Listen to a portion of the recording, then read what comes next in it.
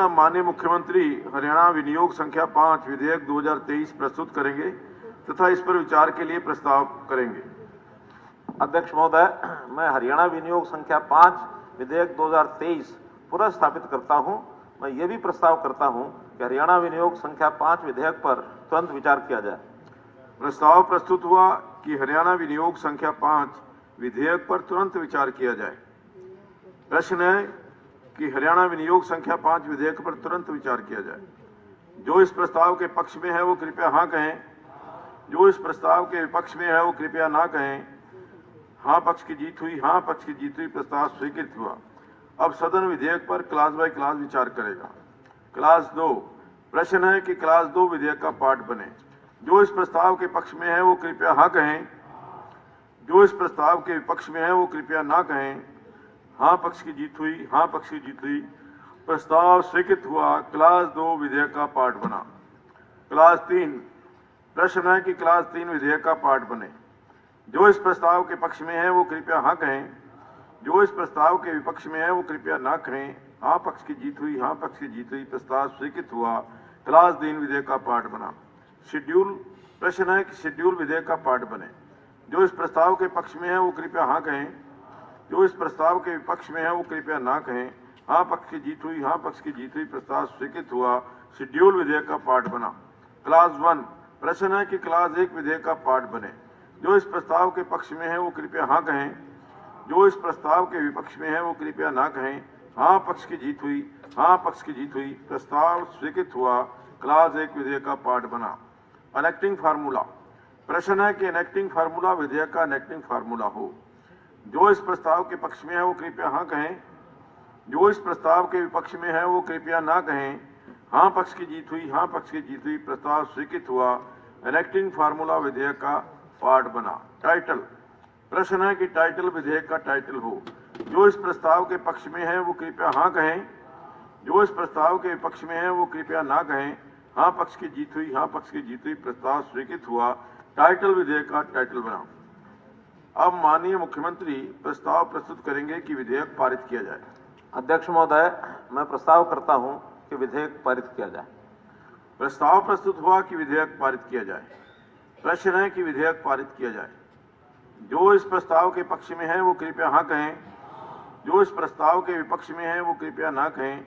हाँ पक्ष की जीत हुई, हाँ पक्ष की जीत हुई, प्रस्ताव स्वीकृत हुआ। विधेयक पारित हुआ। माननीय सदस्यगण, अब माननीय मुख्यमंत्री हरियाणा विनियोग संख्या 6 विधेयक 2023 प्रस्तुत करेंगे तथा इस पर विचार के लिए प्रस्ताव करेंगे। अध्यक्ष महोदय, मैं हरियाणा विनियोग संख्या 6 विधेयक 2023 प्रस्तुत करता हूं। मैं ये भी प्रस्ताव करता हूं कि हरियाणा विनियोग संख्या 6 विधेयक पर तुरंत विचार किया जाए। प्रस्ताव प्रस्तुत हुआ कि हरियाणा विनियोग संख्या 6 विधेयक पर तुरंत विचार किया जाए। प्रश्न है कि हरियाणा विनियोग संख्या 6 विधेयक पर तुरंत विचार किया जाए। जो इस प्रस्ताव के पक्ष में है वो कृपया हाँ कहें। जो इस प्रस्ताव के विपक्ष में है वो कृपया ना कहें। हाँ पक्ष की जीत हुई, हाँ पक्ष की जीत हुई, प्रस्ताव स्वीकृत हुआ। अब सदन विधेयक पर क्लास बाय क्लास विचार करेगा। क्लास 2, प्रश्न है कि क्लास 2 विधेयक का पार्ट बने। जो इस प्रस्ताव के पक्ष में है वो कृपया हाँ कहें। जो इस प्रस्ताव के विपक्ष में है वो कृपया ना कहें। हाँ पक्ष की जीत हुई, हाँ पक्ष की जीत हुई, प्रस्ताव स्वीकृत हुआ। क्लास 2 विधेयक का पार्ट बना। क्लास 3, प्रश्न है कि क्लास 3 विधेयक का पार्ट बने। जो इस प्रस्ताव के पक्ष में है वो कृपया हाँ कहें। जो इस प्रस्ताव के विपक्ष में है वो कृपया ना कहें। हाँ पक्ष की जीत हुई, हाँ पक्ष की जीत हुई, प्रस्ताव स्वीकृत हुआ। क्लास 3 विधेयक का पार्ट बना। शेड्यूल, प्रश्न है कि शेड्यूल विधेयक का पार्ट बने। जो इस प्रस्ताव के पक्ष में है वो कृपया हाँ कहें। जो इस प्रस्ताव के विपक्ष में है वो कृपया ना कहें। हाँ पक्ष की जीत हुई, हाँ पक्ष की जीत हुई, प्रस्ताव स्वीकृत हुआ। शेड्यूल विधेयक का पार्ट बना। क्लास 1, प्रश्न है कि क्लास 1 विधेयक का पार्ट बने। जो इस प्रस्ताव के पक्ष में है वो कृपया हाँ कहें। जो इस प्रस्ताव के विपक्ष में है वो कृपया ना कहें। हाँ पक्ष की जीत हुई, हाँ पक्ष की जीत हुई, प्रस्ताव स्वीकृत हुआ। क्लास 1 विधेयक का पार्ट बना। एनेक्टिंग फार्मूला, प्रश्न है कि एनेक्टिंग फार्मूला विधेयक का एनेक्टिंग फार्मूला हो। जो इस प्रस्ताव के पक्ष में है वो कृपया हाँ कहें। जो इस प्रस्ताव के विपक्ष में है वो कृपया ना कहें। हाँ पक्ष की जीत हुई, हाँ पक्ष की जीत हुई। प्रस्ताव स्वीकृत हुआ। एनेक्टिंग फार्मूला विधेयक का पार्ट बना। टाइटल। प्रश्न है कि टाइटल विधेयक का टाइटल हो। जो इस प्रस्ताव के पक्ष में है वो कृपया हाँ कहें। जो इस प्रस्ताव के विपक्ष में है वो कृपया ना कहें। हाँ पक्ष की जीत हुई। हाँ पक्ष की जीत हुई। प्रस्ताव स्वीकृत हुआ। टाइटल विधेयक का टाइटल बना। अब माननीय मुख्यमंत्री प्रस्ताव प्रस्तुत करेंगे कि विधेयक पारित किया जाए। अध्यक्ष महोदय, मैं प्रस्ताव करता हूं कि विधेयक पारित किया जाए। प्रस्ताव प्रस्तुत हुआ कि विधेयक पारित किया जाए। प्रश्न है कि विधेयक पारित किया जाए। जो इस प्रस्ताव के पक्ष में है वो कृपया हाँ कहें। जो इस प्रस्ताव के विपक्ष में है वो कृपया ना कहें। हाँ पक्ष की जीत हुई। हाँ पक्ष की जीत। प्रस्ताव स्वीकृत हुआ। विधेयक पारित हुआ। अब माननीय मुख्यमंत्री जी अपना वक्तव्य। मैं कुछ विषय जरूर सदन के सामने रखना चाहूंगा। बहुत ही एक हमारे लिए प्रसन्नता की बात है कि माननीय राष्ट्रपति श्रीमती द्रौपदी मुर्मू जी द्वारा हरियाणा को 14 दिसंबर 2023 को राज्य ऊर्जा दक्षता सूचकांक यानी स्टेट एनर्जी एफिशिएंसी इंडेक्स, इसमें बेहतरीन प्रदर्शन के लिए द्वितीय पुरस्कार और ये दिया है। मैं पावर डिपार्टमेंट के सब लोगों को बहुत करता हूं। इसी प्रकार हरियाणा पुलिस को राष्ट्रीय स्तर पर crime and criminal tracking and network system यानी CCTNS इस प्रणाली रैंकिंग में पहला स्थान मिला है। फरवरी माह में 99.99 अंक के साथ हरियाणा पुलिस ने शीर्ष स्थान प्राप्त किया है। इसलिए पुलिस विभाग को भी मैं इसके लिए बधाई देता हूं। अभी तक जिन विषयों पर 0 आवर में कुछ विषय उठाए गए, कुछ तो मैंने कल बताए थे, आज भी कुछ जो जानकारियां विभागों से मिली हैं, नहीं उसके बाद फिर करेंगे। अभी तो जो पहले अभी तक हुआ है उसकी कुछ जानकारियां मैं देता हूं। सबसे पहले तो हायर एजुकेशन नहीं, बहुत कम है, ज्यादा नहीं।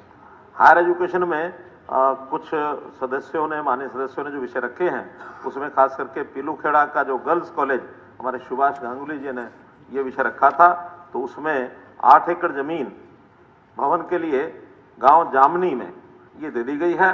ड्राइंग तैयार होकर के एस्टीमेट तैयार हो गया है। 29.51 करोड़ रुपए की लागत इस पर आएगी। इसका बजट शीघ्र वित्त विभाग द्वारा जारी कर दिया जाएगा और शीघ्र इसका निर्माण ये शुरू हो जाएगा।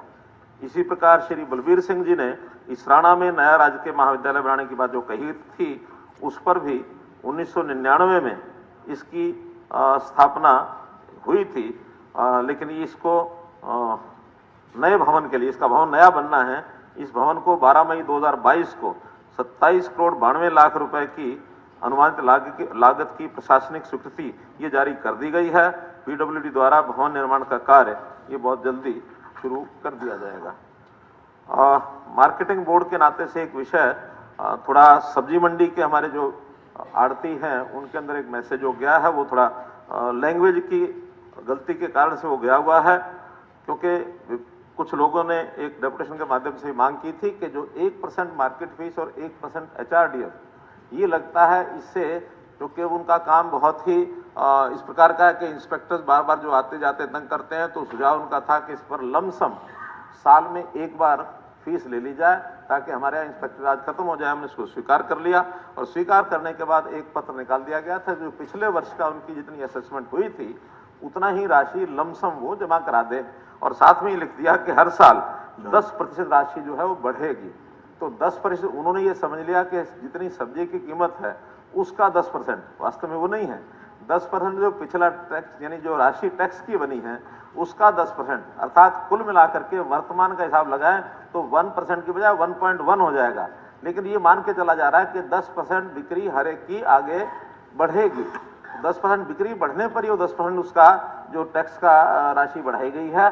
और अगर किसी को लगता है कि उसका जो बिक्री है वो 10% नहीं बढ़ी है उस रेट से, तो अपील भी कर सकता है। अपील करके अगर कम भी होती है तो कम की जाएगी।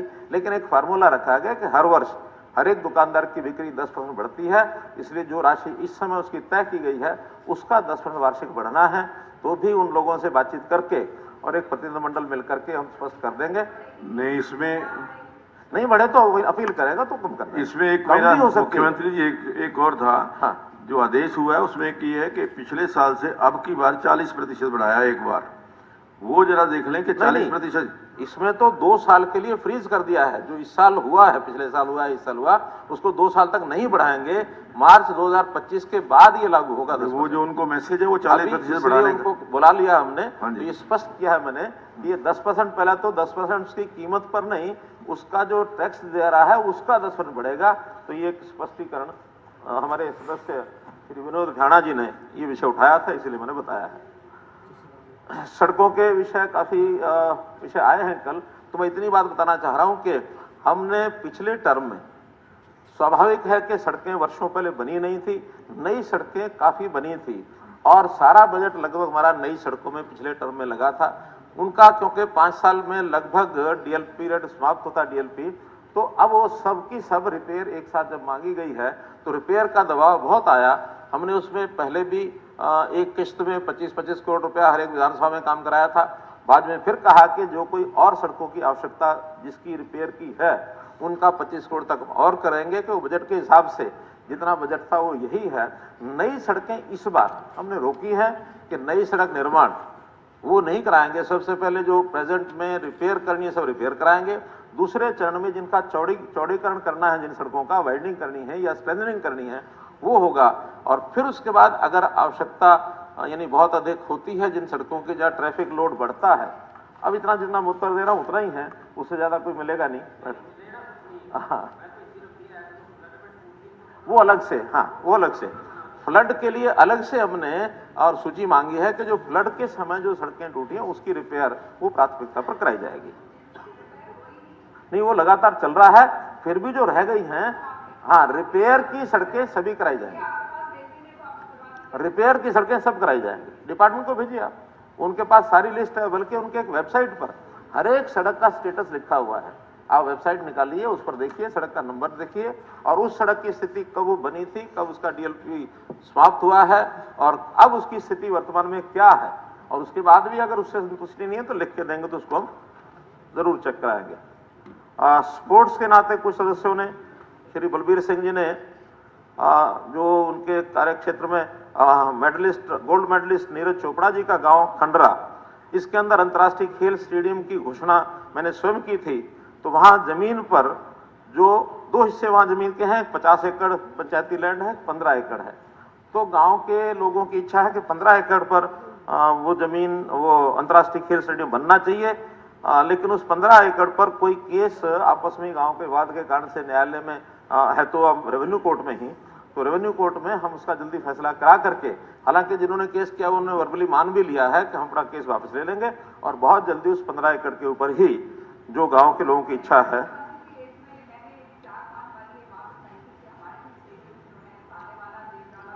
सारे हमारे ध्यान में हैं। देखिए, अब बहुत विषय आए हैं, एक एक का जवाब नहीं। जो मेरे पास उत्तर बन के आ गए हैं, बैठिए, जो उत्तर आ गए हैं वो बता रहा हूं, हर एक का संभव नहीं है जवाब देना। तो उसका अलग से जैसे जवाब आएगा आपको भेज दिया जाएगा। अभी जो मेरे पास जवाब आया है मैं दे रहा हूं, बैठिए। अरे नहीं, इस समय मेरे पास जवाब है, मैं क्या करूंगा? आखिर डिपार्टमेंट से जवाब लिख के आते हैं, वो जितना आ गया मैं आपको दे रहा हूं। अभी शाम तक और आप बोलेंगे, कोई ऐसा तो नहीं हाथ हाथ आएगा। जवाब आपको सब भेजे जाएंगे, सब जवाब भेजे जाएंगे। ऐसा ही एक अटेली कॉलेज का ऑडिटोरियम सीताराम यादव जी ने यह विषय रखा है, वो भी 8 जनवरी 2019 को 6 करोड़ 70 लाख रुपए की राशि स्वीकृति जारी कर दी गई है, जिसका निर्माण 36% कार्य हो चुका है। 30 अप्रैल 2024 तक ये कार्य जो है पूरा हो जाएगा। फिरोजपुर झिरका के अस्पताल में सीआर मशीन, इसकी एक शिकायत है, तो ऐसी मोमन खान ने जो शिकायत रखी है, इसमें भी उस मशीन का, जो सीआर मशीन की बात कही गई है, खरीद हेतु indent Haryana medical services corporation limited के पास भेजा जा चुका है और खरीद की प्रक्रिया ये भी हाई पावर परचेज कमेटी के समक्ष ये अभी उसकी प्रक्रिया पूरी हो गई है। बहुत जल्दी स्वास्थ्य संस्था इस मशीन को खरीद करके वहां उपलब्ध करा देंगे। बल्लभगढ़ में श्री नरेंद्र गुप्ता जी ने ये विषय रखा है, उसमें भी 2 जानकारियां हैं। सेक्टर 2 बल्लभगढ़ में एक पॉलीक्लिनिक का निर्माण एचएसवीपी द्वारा करवाया जा रहा है। 7 करोड़ 13 लाख रुपए की लागत आएगी और उसका फाउंडेशन का काम वो चल रहा है। सेक्टर 7 फरीदाबाद में सीएमओ कार्यालय का निर्माण 41 करोड़ 79 लाख रुपए का एस्टीमेट तैयार किया जा चुका है।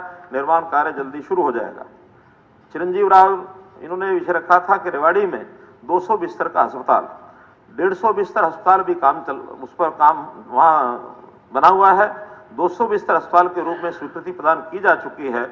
जगह के अभाव के कारण वर्तमान अस्पताल परिसर में अन्य 50 बिस्तर के विस्तार की गुंजाइश नहीं है, इसलिए गोकलगढ़ गांव में 50 बिस्तरीय परिसर के निर्माण के लिए 5 एकड़ जमीन की पहचान कर ली गई है। जल्द ही पंचायत के साथ मिलकर आगामी कार्रवाई कर ली जाएगी। इसी प्रकार अभी एक कार्यक्रम देश भर में चलाया गया, आजादी का अमृत महोत्सव। उस आजादी के अमृत महोत्सव में भी जो अभी कुछ 2 महीने पहले समाप्त हुआ है, तो वहां की जानकारी मिली है कि शहीदों की याद में चलाए गए इस कार्यक्रम में माननीय प्रधानमंत्री जी द्वारा हरियाणा स्टेट को बेस्ट परफॉर्मर स्टेट का ये अवार्ड दिया गया है। 31,000 इवेंट्स इस कार्यक्रम की हरियाणा में ये हुई है। ऐसे ही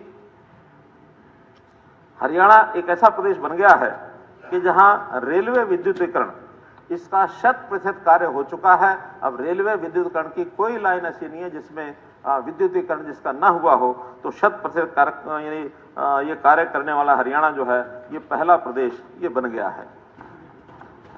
2015-16 में हरियाणा में गरीबी दर ये 11.88% ये आंकी गई थी। उसके मुकाबले में अभी 2019-21 का जो एक आंकड़ा आया है वो 7.07%, अर्थात 4.5% से ऊपर ये आंकड़ा कम हो गया है। और एक रिपोर्ट की, इस रिपोर्ट के अनुसार हरियाणा में 14,29,341 लोग गरीबी रेखा से बाहर हो गए, अर्थात उससे ऊपर हो गए हैं। तो इस प्रकार की एक महत्वाकांक्षी एक रिजल्ट जो है हमारे लिए ये बहुत महत्वपूर्ण है। हम हालांकि प्रदेश में गरीबी रेखा जो सारे देश में कहीं नहीं है, इसका जो आर्थिक मापदंड बदल करके जो सारे देश में इस समय 1,20,000 रुपया है, हमने हरियाणा में उसको 1,80,000 रुपया किया है। अर्थात अगले 60,000 रुपए की इनकम वाले लोग भी वो गरीबी रेखा में ला करके हमने जो उसके राशन भी बढ़ाए हैं, आयुष्मान कार्ड भी बढ़ाए हैं। हालांकि केंद्र में अभी 1,20,000 के ही आंकड़े को मान्यता मिल रही है।